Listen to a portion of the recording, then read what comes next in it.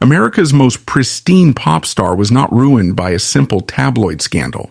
She was systematically crushed between the Chicago Mafia and the federal government. Sam Giancana, the ruthless boss of the underworld, weaponized Phyllis McGuire's flawless reputation to bypass casino blacklists and launder his bloody empire in plain sight. Her dazzling high society life became a terrifying prison, transforming a national treasure into a glittering front woman for a cold-blooded killer. When the FBI finally moved to dismantle Giancana, they calculated that their most devastating weapon was the absolute public obliteration of his beloved shield. In a ruthless war for ultimate power, an American icon was deliberately fed to the wolves, her legacy permanently destroyed as acceptable collateral damage. The true devastation of her fall was inherently tied to the crushing weight of the pedestal she was forced to stand upon. The story begins far from the neon brutality of Las Vegas, in the quiet, God-fearing town of Miamisburg, Ohio. Christine, Dorothy, and Phyllis were born into the kind of Midwestern austerity that forged steel and stoicism. Their mother, Laura, was an ordained minister. The girls did not learn to sing in smoky jazz clubs. They learned to harmonize in the pews of the First Church of God. From the moment they could speak, their voices were dedicated to the divine. This was the foundational programming of Phyllis McGuire. She was taught that her voice was not her own, but an instrument of moral uplift. When the sisters transitioned from church revivals to the secular stage, that programming was simply repackaged by the entertainment industry. Post-war America was a society desperate for moral clarity. The country had just witnessed the mechanized slaughter of millions in Europe and the Pacific. The public was hungry for innocence, for a return to traditional values that perhaps had never truly existed. The McGuire sisters were the perfect product for this manufactured nostalgia. By 1952, when they won Arthur Godfrey's Talent Scouts, the mid-century equivalent of American Idol, they were instantly locked into a brand identity that allowed absolutely no room for human error. Arthur Godfrey, a broadcasting titan with absolute control over his stars, enforced a strict moral code. His performers were not allowed to smoke, drink, or engage in any scandalous behavior, on or off the clock. For Phyllis, the youngest, the most naturally gifted, and the undeniable focal point of the trio, the pressure was absolute. She was the lead vocal, the spark of comedic timing, the one the cameras instinctively loved.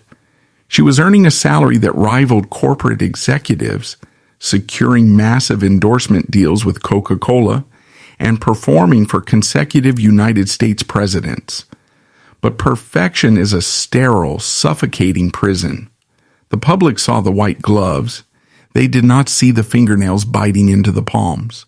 Phyllis was highly intelligent and possessed a fierce, restless energy. She was a woman of the modern age, trapped in the corseted expectations of a bygone era. She was making millions, yet she was treated as a perpetual adolescent by the network executives, her managers, and the public. This extreme suppression of her true complex nature bred a desperate need for a release valve. She could not drink in public.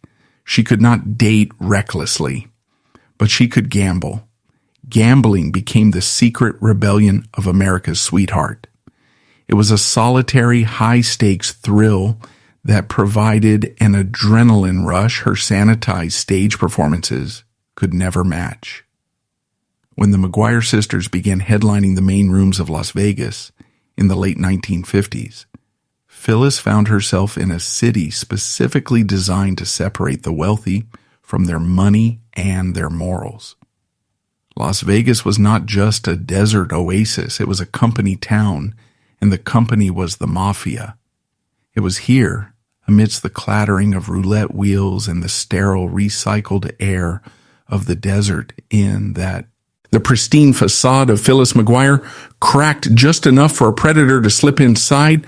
Enter Salvatore Sam Giancana. To call Giancana a criminal is a vast understatement. He was the CEO of a multi-million-dollar empire built on racketeering, illegal gambling, union corruption, and murder. Known in the underworld as Momo, he had clawed his way up from the brutal, poverty-stricken streets of Chicago's Little Italy. He started as a wheelman for Al Capone's network and earned his bones as a vicious, remorseless hitman. By the late 1950s, through a combination of ruthless cunning and the systematic elimination of his rivals, Giancana was the undisputed boss of the Chicago outfit. But Giancana suffered from a profound, incurable psychological wound, the inferiority complex of the street thug. He possessed wealth that rivaled the Rockefellers, but he was viewed by polite society as an uneducated butcher. He craved legitimacy. He wanted to walk into the finest establishments in America and be treated as royalty, not as a police suspect. He was obsessed with the glamour of Hollywood, drawn to the very light that his dark life fundamentally opposed. He wanted to be seen with the stars to prove that a kid from the patch had conquered the American dream. When Giancana first saw Phyllis McGuire performing on the stage of the Desert Inn, the attraction was instantaneous and predatory. He did not see just a beautiful woman. He saw the ultimate prize. He saw a woman who dined with presidents, a woman whose face sold the most popular soft drink in the world. He recognized that whoever possessed Phyllis McGuire possessed a piece of America's soul. The courtship was not a matter of romance. It was a strategic military campaign. Giancana did not approach her like a starstruck fan. He approached her like a corporate raider analyzing a vulnerable target.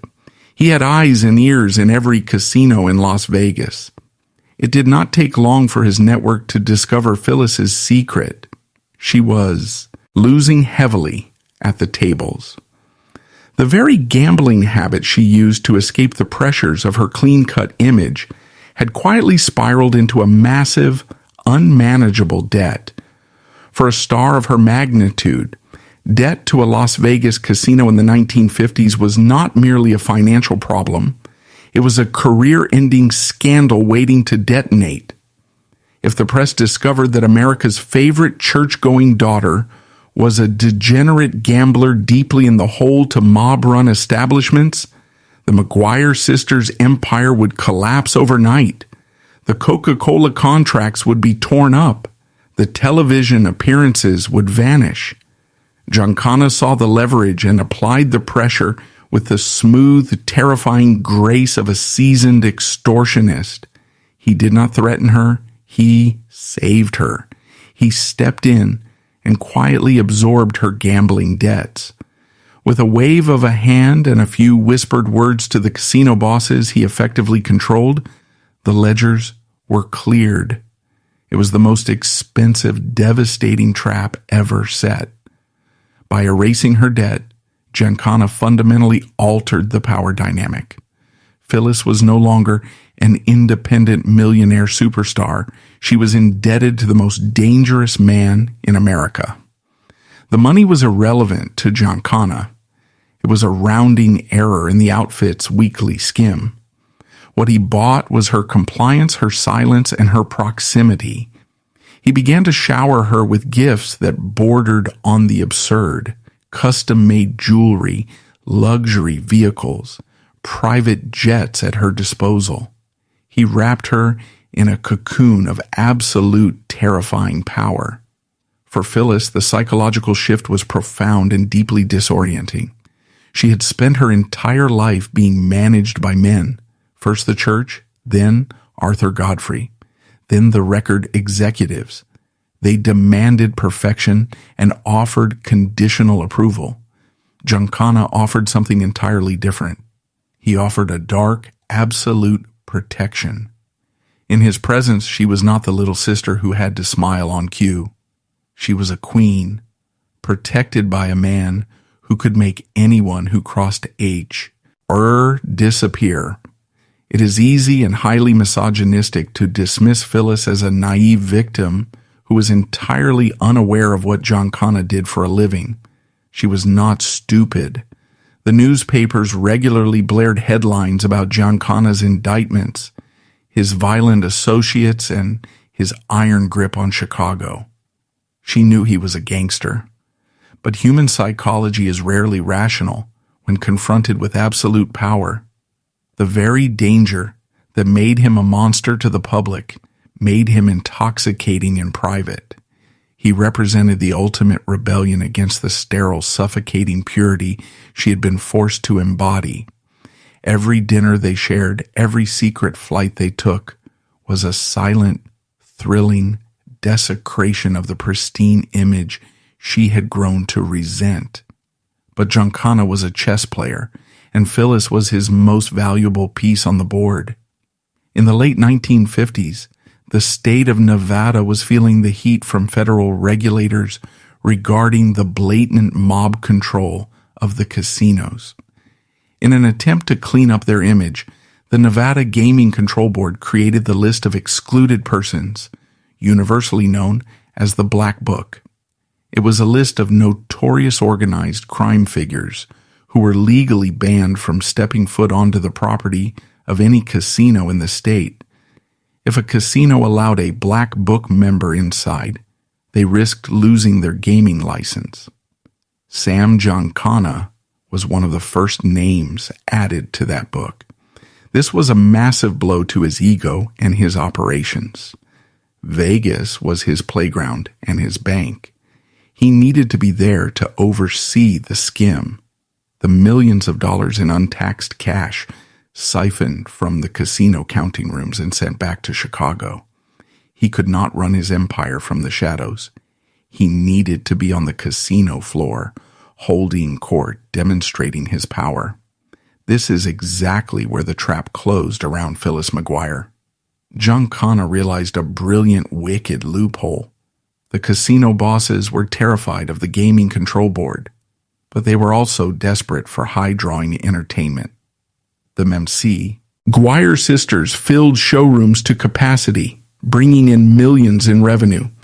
If Giancana walked into the Desert Inn alone, he would be arrested for trespassing. But if he walked into the Desert Inn holding the hand of Phyllis McGuire as her manager or companion, the casino executives were suddenly paralyzed. They could not throw out the boyfriend of their highest-paid, most beloved star without causing a massive public scene that would enrage the entertainer and alienate the audience. Furthermore, Phyllis's blinding aura of wholesome respectability acted as a psychological camouflage. Law enforcement and casino security were biologically programmed to look the other way when America's sweetheart walked by. Giancana exploited this mercilessly. He traveled with her constantly. While Phyllis was on stage singing hymns and pop standards about innocent love, to crowds of weeping, nostalgic Americans, the man she loved was in the back rooms of the very same hotel. He was meeting with corrupt union bosses, structuring illegal loans, and ordering the brutal enforcement of his territorial boundaries. She became the ultimate frontwoman. Her smile, her voice, her unblemished reputation, all of it was weaponized to legitimize a killer. She was the velvet glove slipped over the iron fist of the Chicago outfit. The public saw a pop star enjoying the fruits of her labor.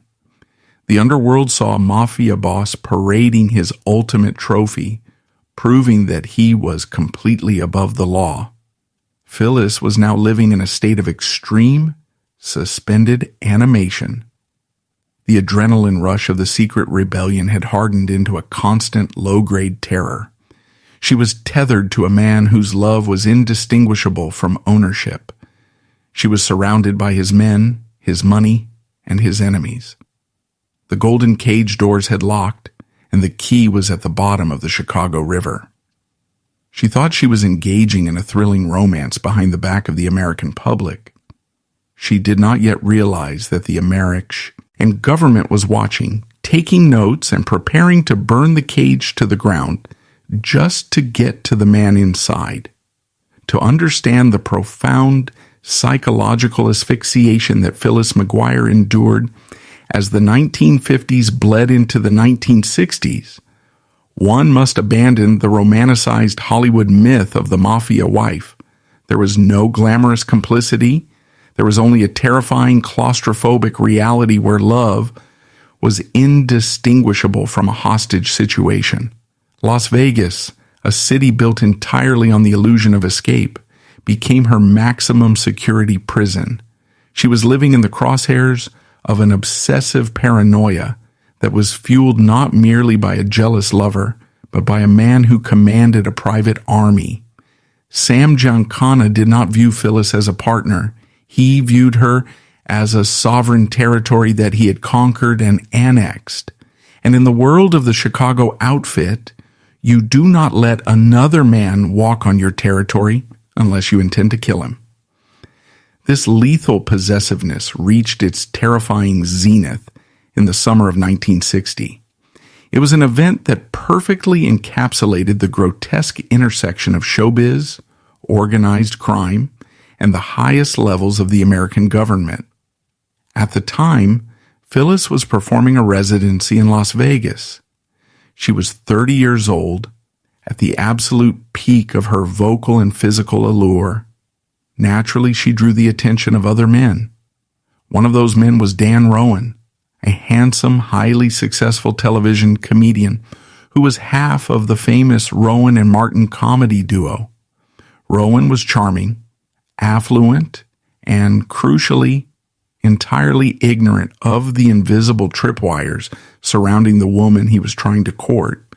He expressed a romantic interest in Phyllis, perhaps engaging in some light flirtation after a show.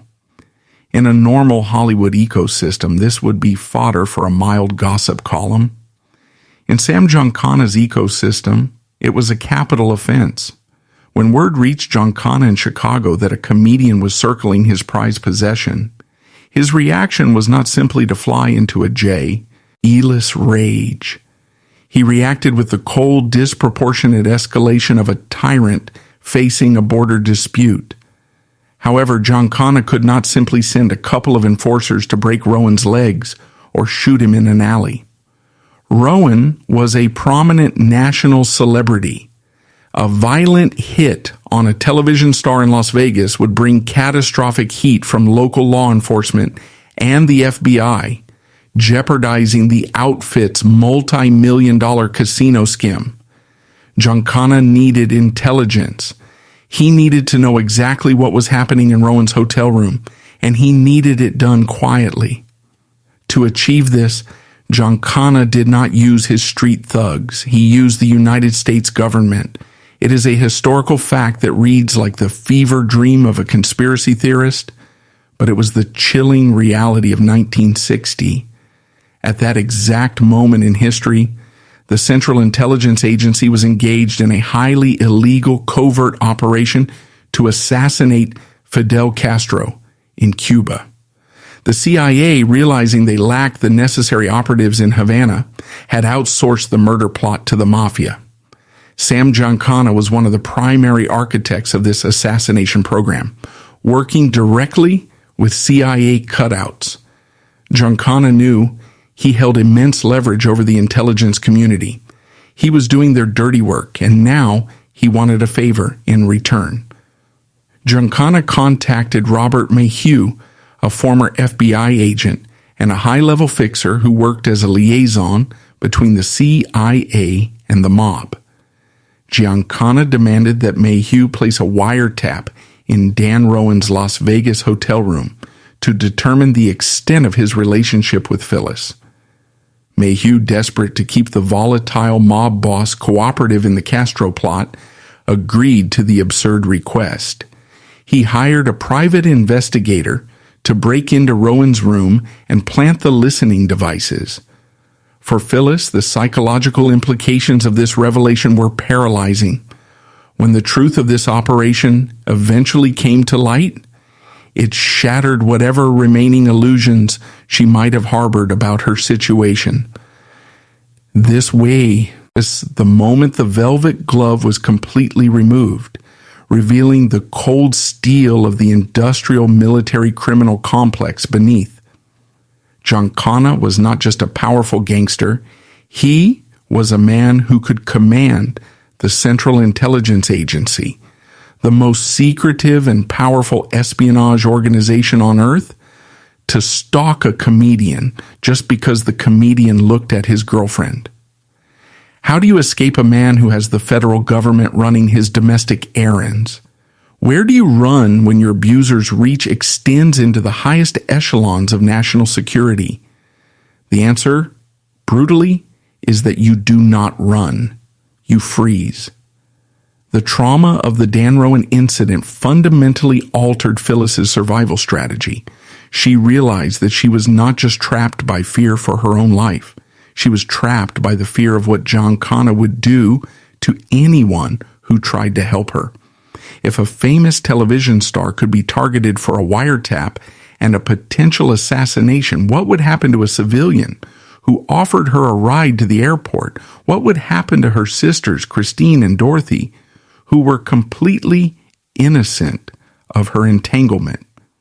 The golden cage transformed into a panopticon. She had to assume that every phone call was monitored, every conversation recorded, every glance intercepted. She learned to perform her compliance as flawlessly as she performed her vocal harmonies. She smiled for the cameras, she wore the diamonds he bought her, and she allowed herself to be paraded through the casino floors, granting him the legitimacy he so desperately craved. She became complicit in her own captivity because obedience was the only currency that guaranteed the safety of the people around her. But the arrogance of absolute power is always its own undoing. Giancana's decision to use CIA assets to spy on a romantic rival was a fatal miscalculation. The wiretapping operation was sloppy. A hotel maid discovered the listening devices hidden in Rowan's room and immediately alerted casino security who in turn called the local sheriff. The investigators quickly traced the equipment back to the private detective hired by Robert Mayhew. Suddenly, a petty domestic dispute had escalated into a federal incident. When the local authorities began pulling on the thread of the wiretap, the CIA panicked. The intelligence agency had to step in and secretly brief the Department of Justice, admitting that they could not prosecute the wiretappers because doing so would expose their alliance with the Mafia to assassinate a foreign head of state. It was a humiliating, catastrophic security breach. And sitting at the very center of this geopolitical disaster, staring at the flashing red lights of the incoming storm, was J. Edgar Hoover. The director of the FBI had spent decades ignoring the existence of a cohesive national mafia.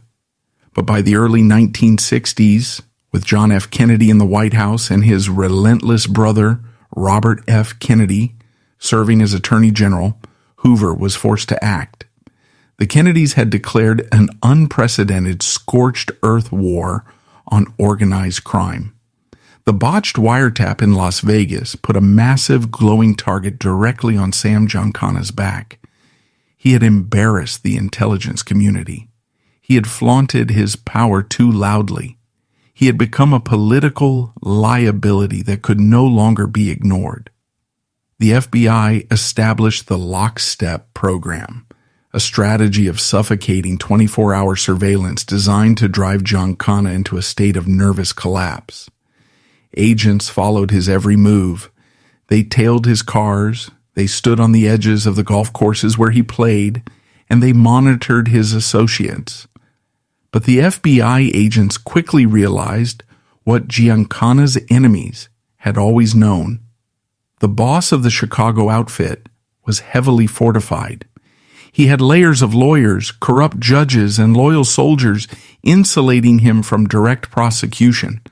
Taking him down through the courts would take years of agonizingly slow legal maneuvering. The federal government needed a more destructive method to break him. They analyzed his psychological profile. They saw his insatiable need for public respectability, his obsession with Hollywood glamour, and his pathological attachment to his famous front woman. The FBI realized that the quickest way to cripple Sam Giancana was not to attack his casinos or his hitmen. It was to obliterate the pristine, smiling shield he hid behind. To destroy the beast, they decided to slaughter the angel. The crosshairs of the federal government shifted away from the mob boss in the tailored suit and settled directly onto the woman in the white gloves. The destruction of Phyllis McGuire was about to begin, and it would be executed not with bullets, but with the ruthless surgical application of public shame. The decision to destroy Phyllis McGuire was not made in a dark, smoke-filled room by mobsters. It was made in the fluorescent-lit offices of the Federal Bureau of Investigation in Washington, D.C. J. Edgar Hoover's FBI in the early 1960s was an institution that understood the weaponization of morality better than any entity on earth. When the federal government realized that Sam Giancana's fortress of corrupt judges, silenced witnesses, and high-priced lawyers made him virtually immune to a swift criminal conviction, they pivoted to a strategy of psychological warfare and execution by proxy. Giancana drew his power, his arrogant untouchability, and his public legitimacy from the woman standing next to him. To cripple the boss of the Chicago outfit, the FBI did not need a grand jury indictment for murder. They merely needed a camera, a few willing journalists, and the hypocritical puritanism of the American public. The systematic dismantling of Phyllis McGuire's life was an act of calculated, bureaucratic cruelty. The FBI knew precisely what kind of relationship she was in. They had the wiretaps. They knew about the paranoia, the control, the suffocating possessiveness Giancana exerted over her. They understood that she was, in many ways, a high-status hostage, yet the federal government did not view her as a victim requiring extraction.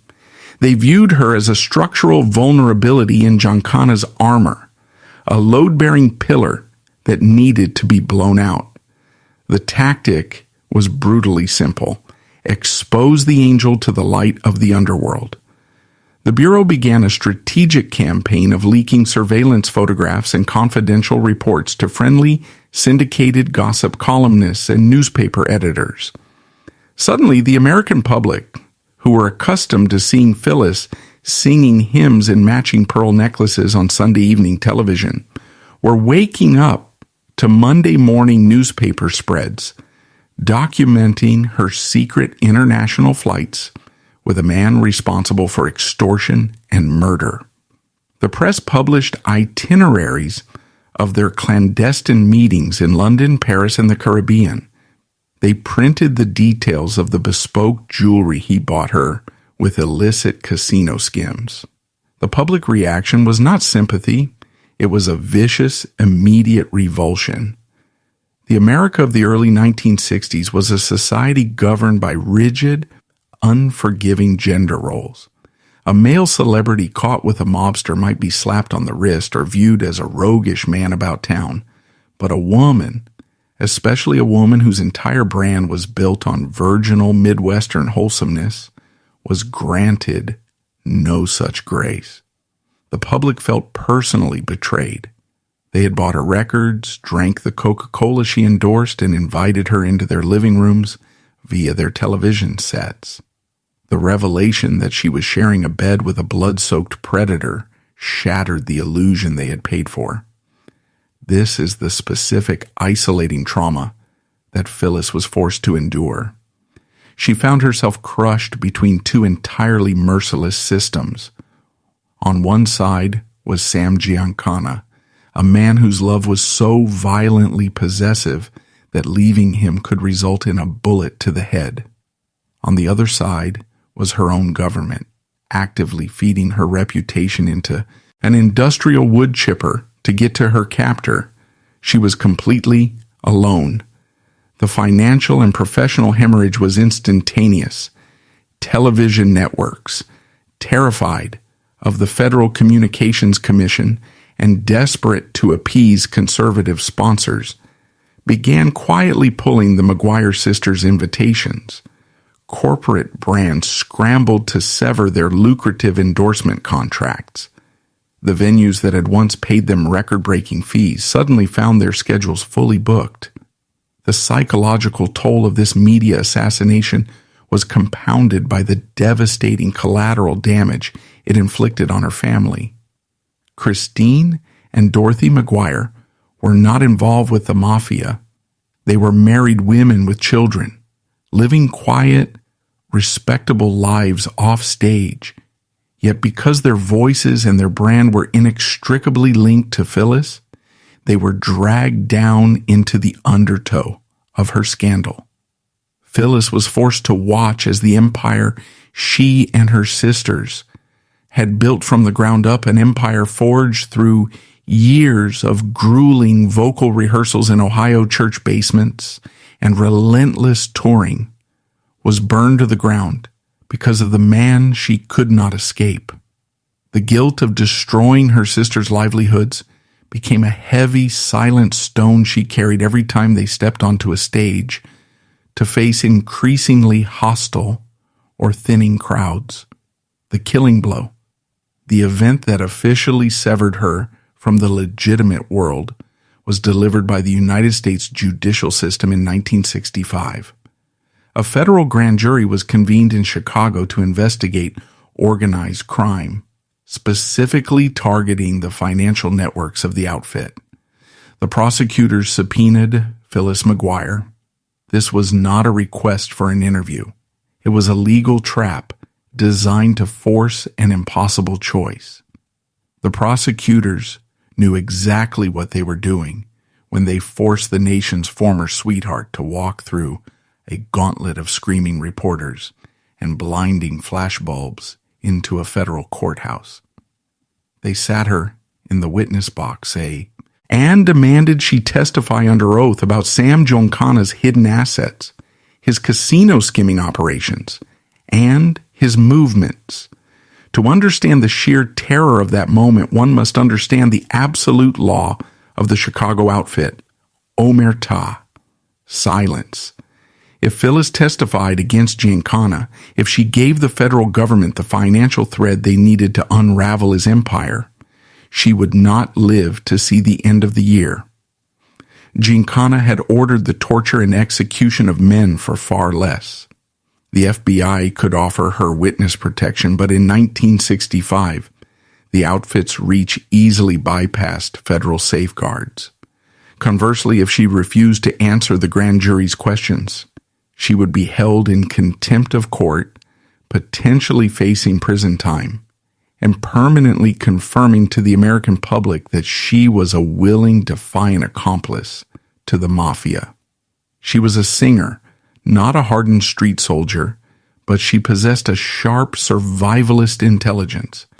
She knew that career death was preferable to actual death. Sitting in the stark, unforgiving light of the courtroom, Phyllis faced a grueling interrogation. For over an hour and a half, she testified, rigidly maintaining under oath that she knew absolutely nothing of Giancana's underworld operations. It was Giancana himself who invoked the Fifth Amendment, ultimately landing in a federal cell for contempt. Yet, in the court of public opinion, the damage to Phyllis was already done. The mere spectacle of America's sweetheart dragged onto the federal witness stand snapped the last tether to her former life. The headlines the following day were merciless. The transformation was complete. the church girl from Ohio was now officially categorized as a mob associate. The FBI had achieved their goal. They had stripped Giancana of his most valuable public asset, exposing him to the raw, unmitigated heat of federal prosecution without the blinding glare of a pop star to hide behind. But for the McGuire sisters, the grand jury appearance was the Ethnell. The bookings evaporated entirely. The sisters were effectively blacklisted from mainstream American entertainment.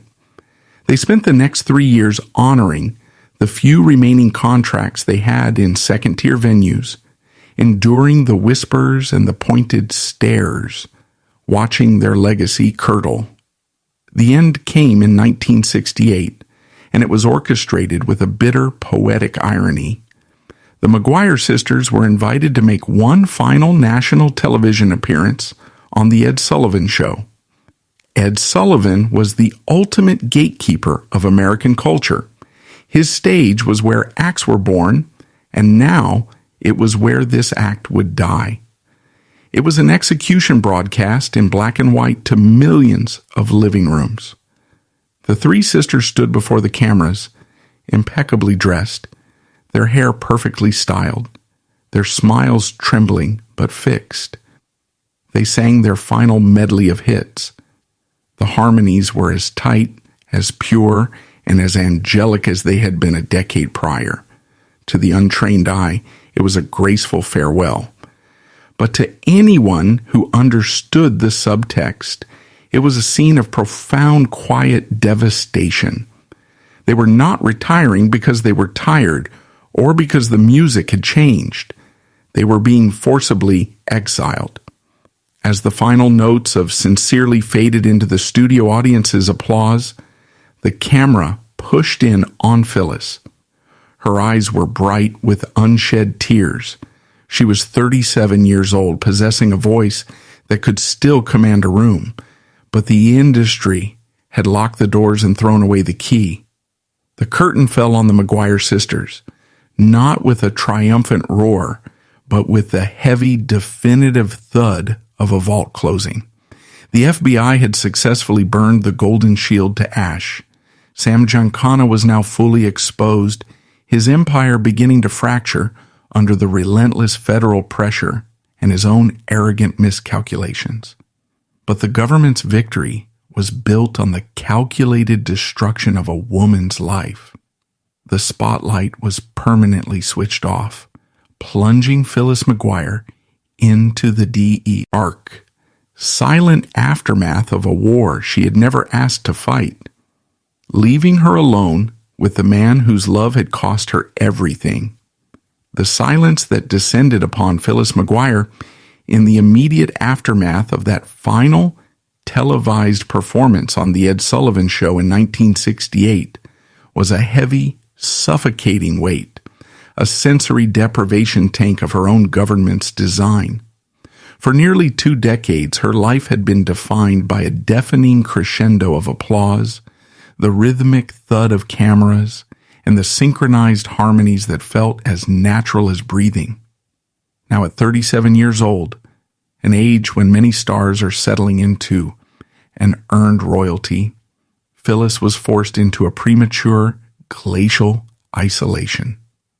The trauma of this transition was profound, a violent psychological whiplash from being America's ultimate visible deity to becoming a pariah whose very name commanded an awkward, embarrassed hush in polite society. This was the specific, exquisite cruelty of the blacklist.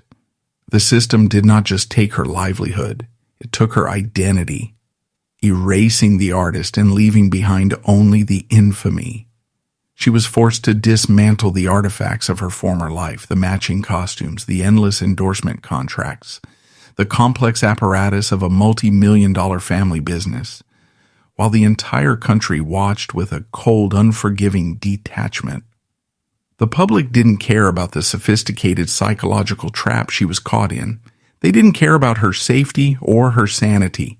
They cared only that their manufactured idol had been despoiled. This public shaming fed a localized, intense PTSD. Every glance in public felt like an indictment. Every whisper in a restaurant felt like a confirmation of her degradation. She was left entirely alone, stranded in a moral no man's land, forced to look across the table at the man whose dangerous love had cost her everything, realizing that he was now her only functional reality. As the 1960s surrendered to the paranoia of the 1970s, the geography of DID, air entrapment shifted from the neon gaudiness of Las Vegas to a harsher, more desolate terrain. Sam Giancana was also suffocating. The FBI's relentless lockstep surveillance program was achieving its objective, paralyzing his Chicago operations and causing profound unrest among his own mafia capos.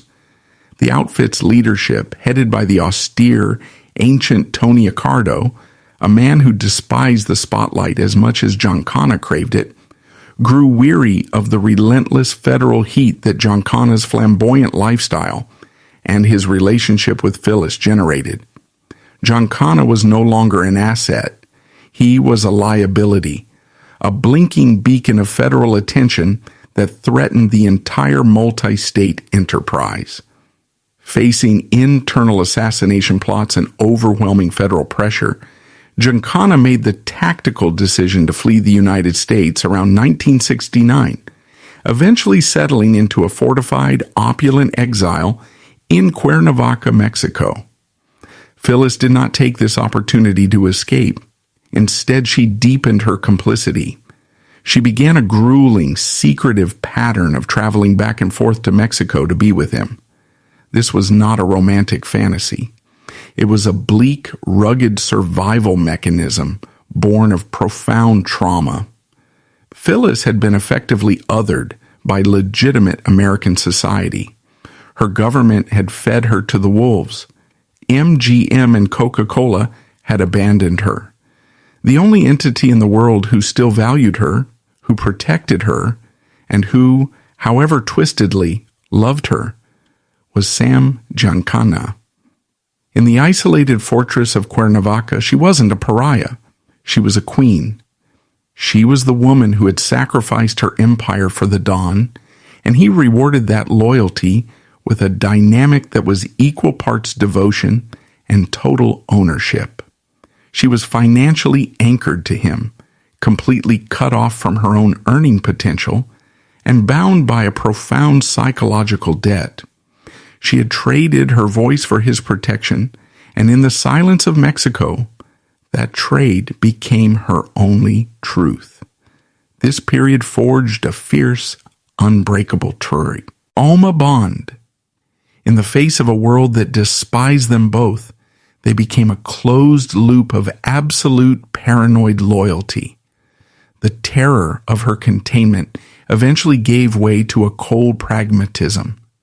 She could not escape Giancana's orbit, but she refused to be entirely consumed by it.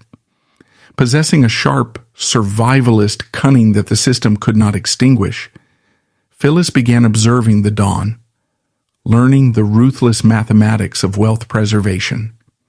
If she could no longer be the front woman, she would become the investor. She was reportedly securing vast sums of money during this time, money that was, practically speaking, the spoils of a lifetime of servitude and the systematic laundering of outfit funds through her own defunct career. She began to invest shrewdly in oil, in real estate, and in legitimate assets that were entirely removed from Giancana's name or control. This financial maneuvering was her secret insurrection, her only avenue for establishing a future contingency. She was building an ark of legitimate wealth, preparing for the day the waters would inevitably rise and wash the man she loved away. And the waters were indeed rising. The conspiracy that had initially brought Giancana and the CIA together to assassinate Castro was unraveling spectacularly in Washington, D.C. As the Watergate scandal demolished the American public's trust in their government, the Senate established the Church Committee in 1975 to investigate illegal clandestine operations by U.S. intelligence agencies. Suddenly, the secrets Sam Giancana had kept for decades, secrets about the CIA's hiring of the Mafia to commit political murder, became a ticking time bomb for both the intelligence community and the new leadership of the Chicago outfit. Giancana knew too much. He was a volatile egoist who was now a direct threat to national security and the survival of organized crime. In 1974, Mexican authorities, acting on considerable U.S. pressure, deported Giancana back to the United States. He was immediately thrust back into the crosshairs of a federal government demanding answers. The Senate's subpoena to testify before the Church Committee was imminent. The panic in both Washington and the Chicago underworld reached a fever pitch. A dead mob boss cannot testify. He cannot embarrass the CIA. He cannot reveal Tony Accardo's deep state connections. The decision to execute Sam Giancana was a pragmatic bipartisan agreement between two brutal systems, one government, one criminal, both prioritizing their own survival over the life of a man who had outlived his usefulness. On the night of June 19, 1975, Phyllis McGuire was away from Chicago, but her presence was a phantom in the house in Oak Park, Illinois. Sam Giancana, 70 years old and in failing health, was alone in his fortified basement kitchen. He was not expecting an attack. He was cooking. The supreme boss of the Chicago outfit was preparing a domestic meal of sausages and peppers. He had layers of high-tech security, but all the bulletproof glass in the world cannot protect you from the man you trust enough to let inside. History suggests that an outfit lieutenant, perhaps his trusted driver or close associate, entered the basement through a rear entrance. Giancana, comfortable and unsuspectingly focused on his cooking, turned his back. The executioner raised a .22 caliber pistol equipped with a silencer and fired a single surgical shot into the back of Giancana's head. As Giancana collapsed onto the floor, the killer turned him over and, in a terrifying display of gangland symbolism, fired 6 more shots into his face and neck, one for every word he was set to speak to the Senate. It was a complete, final silencing. The master of the universe, the man who had bought the legs of a pop star, and the soul of the CIA, died on a cold concrete floor in a pool of blood and sausages. The conspiracy of forgets was complete. The mouth was closed. The assets were frozen. The show was over. The blood in the basement. The tea of the Oak Park home was barely dry when the shockwave of Sam Giancana's assassination reached Phyllis McGuire. The psychological impact of that moment cannot be overstated. For a decade and a half, her entire existence, her safety, and her catastrophic exile from American culture had been tethered to the perceived invincibility of one man. Giancana had sold her the illusion that his power was absolute, that his connections to the CIA and his iron grip on the Chicago outfit made him a deity among mortals. But the 7 bullets fired into his face and neck on a quiet summer night in 1975 shattered that illusion permanently. The realization that hit Phyllis was immediate and paralyzing. If the very organization Giancana built, or the intelligence agencies he served, could execute a supreme boss in the fortified sanctuary of his own home, what could they do to a disgraced blacklisted pop singer who knew where the bodies were buried? Phyllis did not have the luxury of public mourning. She was suddenly a woman possessing dangerous knowledge in a world where knowledge was a capital offense. She knew the names of the casino executives who skimmed the Vegas vaults. She knew the politicians who had accepted outfit bribes. She knew the mechanics of how illicit fortunes were washed through legitimate fronts. With Giancana dead, she was stripped of her only absolute protector. Her survival depended entirely on demonstrating to the underworld and the federal government that she was not a liability. She adopted the absolute rigid code of omerta with a discipline that put hardened street soldiers to shame. She did not write a tell-all memoir. She did not sit for explosive television interviews. She locked her jaw and retreated from the world, understanding that silence was the only currency that could buy her life. This retreat was not a quiet, humble retirement. It was the construction of a psychological and physical fortress, utilizing the vast, untraceable wealth she had shrewdly accumulated and invested in real estate and oil during her years in the Mafia's shadow. Phyllis built an empire of isolation in the heart of Las Vegas. She purchased a sprawling estate in the ultra-exclusive Rancho Circle neighborhood and systematically transformed it into a 26,000 square foot high-security bunker. To look at photographs of this estate is to look directly into the architecture of severe chronic trauma. It was a monument to extreme luxury, but it was fundamentally designed to keep the world out. The property was entirely surrounded by impenetrable walls and monitored by cutting-edge security systems. The windows were fitted with bulletproof glass.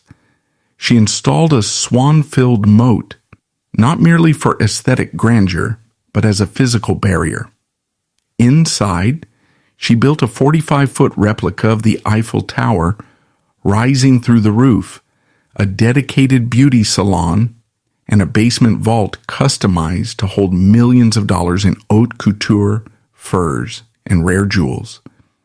The media, when they occasionally managed to write about her, framed this house as the eccentric vanity project of a faded star. But a deeper psychological analysis reveals a much darker truth. Phyllis McGuire built a hermetically sealed universe because the actual universe had proven to be entirely lethal. The federal government had destroyed her career. The public had turned their backs on her. The mafia had murdered her only ally. Her mansion was a curated, heavily armed museum of a life she was no longer permitted to live in public. If she could not perform on the stages of the Desert Inn or in the television studios of New York, she would build her own stage where she was the only audience, the only director, and the only authority. She weaponized her wealth to ensure that no man, no federal agent, and no studio executive could ever dictate her movements again. As the decades passed, the profound misogyny of how history chose to remember this saga became glaringly apparent. In the endless stream of mob movies, true crime books, and documentaries produced in the 1980s and 1990s, Sam Giancana underwent a bizarre cultural rehabilitation. He was romanticized as a quintessential American anti-hero, a ruthless but brilliant tactician, a man of respect who took on the Kennedys and the CIA. His murders, his extortion, and his sociopathic violence were glossed over in favor of a cinematic mythology. Phyllis McGuire, conversely, was granted no such historical grace. She was routinely diminished to the role of a mob moll, a naive, disgraced singer who threw away her talent for a gangster. The narrative deliberately ignored the sophisticated, systemic cruelty of the FBI's tactics against her. The federal government had weaponized the patriarchal expectations of the 1960s to destroy her. They knew that a patriarchal society would forgive a man for ordering a hitman, but it would never forgive a woman for losing her purity. Giancana was treated by the justice system as a formidable adversary. Phyllis was treated as collateral damage, an object to be broken in order to wound the man holding it.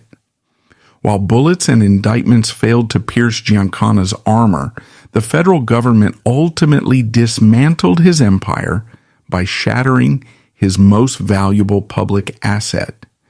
It exposed the brutal double standard of an era that punished the Shield far more severely than the Predator. He lived his life exactly as he chose until the moment a bullet ended it. Yet beneath the crushing weight of this historical injustice, Phyllis McGuire proved to be the ultimate survivor. She outlived them all. She outlived J. Edgar Hoover and his blackmail files. She outlived the Kennedy brothers. She outlived the hitmen of the Chicago outfit. She sat in her bulletproof palace in Las Vegas and watched the men who had manipulated, hunted, and controlled her turn to dust. She occasionally emerged for highly controlled, heavily guarded philanthropic events in Las Vegas, leveraging her immense wealth to force the high society that had once shunned her to accept her on her own terms. But the voice that had defined a generation of American music was largely silent. Defying the system that tried to erase them, the McGuire sisters launched a highly successful reunion in 1985, proving their vocal mastery remained untouched. They performed to packed showrooms in Las Vegas and toured nationally for nearly 2 decades. Yet, when the curtain fell, Phyllis always returned to her Rancho Circle fortress. She reclaimed the stage on her own terms, but fiercely guarded her private reality, ensuring the world that once eagerly consumed her downfall could never again penetrate her walls. Phyllis McGuire died peacefully of natural causes in her Las Vegas estate on December the 29th, 2020. She was 89 years old. Her passing marked the quiet, definitive end of one of the most brutal and misunderstood chapters in the history of American entertainment and organized crime. Phyllis McGuire's life exposes the fragile, conditional nature of female power in a world ruled by violent men and ruthless institutions. Her story is the ultimate deconstruction of the mafia's frontwoman dynamic. The dazzling spotlight of her fame was not a protective aura. It was the very thing that made her a target. Sam Giancana looked at her and saw a human shield, a beautiful smiling decoy to distract the authorities from the blood on his ledger. The United States government looked at her and saw only a convenient target, a reputation to be slaughtered in the name of law and order. She was a woman of extraordinary talent, sharp intellect, and profound complexity, who was ultimately crushed by 2 competing syndicates, the Mafia and the FBI, who both viewed her not as a human being, but as leverage. She traded the unparalleled gift of her voice for the dark, suffocating protection of the underworld, only to discover that the devil's kiss is always a poison. She survived the blast, but she spent the final half-century of her life walking through the radioactive fallout. Phyllis McGuire's legacy is a glittering, devastating, cautionary tale. It stands as a permanent reminder that in the vicious chess match of absolute power, the most beautiful pieces on the board are always the first to be sacrificed, leaving behind nothing but a silent, golden tomb.